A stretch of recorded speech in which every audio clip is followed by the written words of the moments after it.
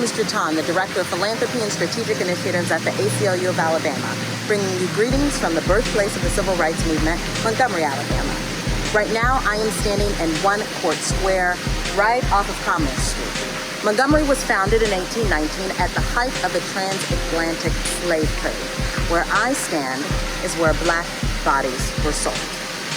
I'm here today to tell you a little bit about Juneteenth, which is short for June 19, 1865. That's when slaves in Galveston, Texas were notified of emancipation. Now, the Emancipation Proclamation was signed in 1863, but it took about 2 years for that news to reach the Deep South. While 1865 marked the end of chattel slavery, we know that Black codes, Jim Crow, segregation, and systemic racism has impeded upon Black liberation. So where are we now? We know after the end of slavery, it took 100 years for us to get the right to vote.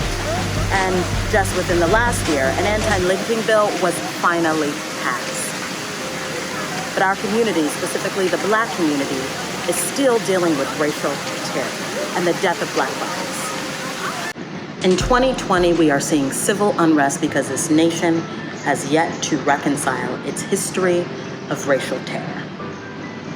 Across the state, nationwide, and internationally, we are seeing protests, all for one call. Laquan McDonald, E.J. Bradford, George Floyd, Breonna Taylor, Tony McDade, Nina Pop, Rayshard Brooks. These are the names that we say to emphasize that Black lives indeed matter. And we are taking this moment to envision what Black liberation looks like. I can tell you 3 ways that folks are actively mobilizing around this vision. Divesting in systems and practices that actively harm us, investing in our communities, and demanding a safer and more equitable society for us all. So how do we collectively move forward?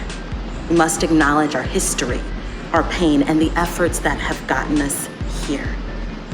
We've got to channel that into using our power and to continue using our voices to push the envelope. And with that said, we must keep our head held high and our fists even higher.